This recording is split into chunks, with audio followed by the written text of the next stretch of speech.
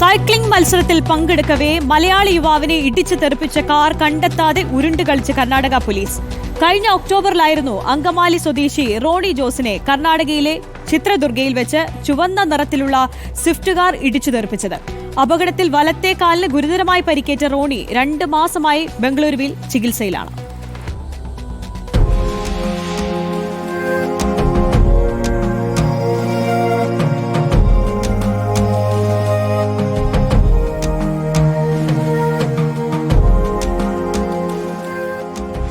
ഈ മസിൽ ഇവിടുന്ന് പുറകിൽ നിന്ന് ഫുള്ളായിട്ട് വിട്ടുപോയതുകൊണ്ട് അത് വലിച്ചാണ് വെച്ചിട്ടുണ്ടായത്. ഇപ്പം സ്റ്റിച്ച് എല്ലാം എഴുതിയതിന് ശേഷം നമുക്ക് കാല് നേരെയാക്കാൻ പറ്റില്ല. മുട്ടിൻ്റെ ഭാഗം എപ്പോഴും പിന്നെ പൊങ്ങിയാണ് നിൽക്കുക. അപ്പോൾ നമുക്ക് കാല് നേരെയാക്കാൻ പറ്റില്ല. കാഫ് മസിലാണ് കീറിപ്പോയിട്ടുണ്ടായത്. അപ്പോൾ കാഫ് മസിലിൻ്റെ പുറകുവശത്ത് സെൻസേഷൻ ഇല്ല. അപ്പോൾ അവിടെ നമ്മൾ ടച്ച് ചെയ്താലും ചൂട് തണുപ്പൊന്നും നമുക്ക് ഫീൽ ചെയ്യാൻ പറ്റുന്നില്ല. പിന്നെയുള്ളത് ഈ സർജറിയുടെ സമയത്ത് കാൽപാദം ഫ്രണ്ടിലേക്ക് വലിഞ്ഞു വന്നിട്ടുണ്ടായിരുന്നു. അപ്പോൾ അതിപ്പോഴും അങ്ങനെ വലിഞ്ഞു തന്നെ നിൽക്കുന്നത്. കാല് ഡ്രോപ്പായിട്ടേ നിൽക്കുള്ളൂ. വലത്തെ കാലിൻ്റെ പെരുവിരലിന് വോളണ്ടറി മൂവ്മെൻറ്റ് ഇല്ല. നമ്മൾ ബാക്കി വിരലുകൾ അനക്കാൻ നോക്കുന്ന പോലെ നമുക്ക് പെരുവിരൽ അനക്കാൻ പറ്റില്ല. അപ്പോൾ അതൊക്കെ നടക്കുന്നതിനെ ഇൻഫ്ലുവൻസ് ആക്കുന്നുണ്ട്. നമുക്ക് നടക്കാൻ പറ്റില്ല എന്നുള്ളതാണ് പ്രശ്നം. അപ്പോൾ ഇത് റോണി ജോസ് സൈക്ലിംഗ് കമ്പക്കാരനായിരുന്നു. ഒരു അപകടം റോണിയുടെ ജീവിതം ഇങ്ങനെയാക്കി. സ്വന്തമായി ഇപ്പോൾ എഴുന്നേറ്റ് നടക്കാനാവാത്ത അവസ്ഥയിലായിരിക്കുന്നു. കർണാടകയിൽ വെച്ചായിരുന്നു അപകടം. പിന്നീട് എന്തു സംഭവിച്ചു നമുക്ക് നോക്കാം.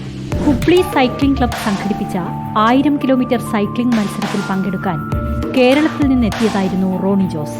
ഹുബ്ബള്ളി, ദാവങ്കരെ, തുംകൂർ, മൈസൂർ ദേശീയപാതയായിരുന്നു മത്സരത്തിന് നിശ്ചയിച്ച റൂട്ട്.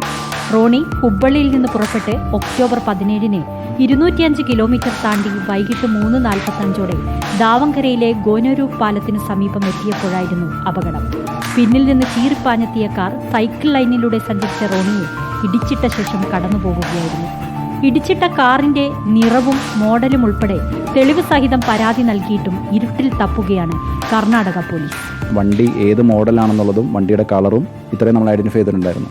അപ്പം ഇത്രയും ഡീറ്റെയിൽസ് നമുക്ക് അവർക്ക് അന്ന് തന്നെ പാസ് ഓൺ ചെയ്തിട്ടുണ്ടായിരുന്നു. അതിനുശേഷം ഒരാഴ്ചയ്ക്ക് ശേഷം അവരാകെ നമുക്ക് തന്നിരിക്കുന്ന ഡീറ്റെയിൽസ് എന്ന് പറഞ്ഞു കഴിഞ്ഞാൽ അവർ ചുവന്ന കളറിൽ ഈ സമയത്തിന് ടോൾ പ്ലാസ കടന്നുപോയ കുറച്ച് വണ്ടികളുടെ ഫോട്ടോ നമുക്ക് അയച്ചു തന്നു. അപ്പോൾ തന്നെ നമ്മളത് ഫിൽട്ടർ ചെയ്ത് അവർക്ക് അയച്ചു കൊടുത്തു. 2 വണ്ടികൾ മാത്രം, അതായത് റെഡ് കളർ സ്വിഫ്റ്റ് എന്ന ഇതിൽ നമുക്ക് ഐഡൻറ്റിഫൈ ചെയ്ത 2 വണ്ടികളുടെ ഡീറ്റെയിൽസ് നമ്മൾ അപ്പോൾ തന്നെ നമുക്ക് തിരിച്ചയച്ചു കൊടുത്തു അവർക്ക്. അതിനുശേഷം ഇപ്പോൾ ഓൾമോസ്റ്റ് 2 മാസമായതിനു ശേഷം നമുക്കിപ്പോഴും ഒരു റെസ്പോൺസും ഇല്ല. നമ്മൾ അവരെ വിളിക്കാൻ നോക്കിക്കഴിഞ്ഞാൽ റെസ്പോൺസ് ഇല്ല.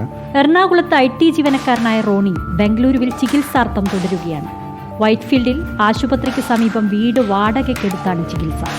ഏകദേശം 10 ലക്ഷം രൂപയോളം ചെലവഴിച്ചിട്ടും പരിക്കു പൂർണ്ണമായി ഭേദമായിട്ടില്ല. ചലനശേഷി ലഭിക്കാൻ ഫിസിയോതെറാപ്പിയും ചെയ്യേണ്ടതുണ്ട്. അശ്രദ്ധമായി വാഹനമോടിച്ച് തന്റെ ജീവിതം ഈ വിധമാക്കിയ ആ അജ്ഞാതനായ കാർ ഡ്രൈവറെ എത്ര കാലം കർണാടക പോലീസ് അജ്ഞാതനായി തുടരാൻ അനുവദിക്കുമെന്നാണ് റോണിയുടെയും കുടുംബത്തിന്റെയും ചോദ്യം. വീഡിയോ ജേർണലിസ്റ്റ് റിജോയ്ക്കൊപ്പം reporter Nadira, in reporter, Bengaluru.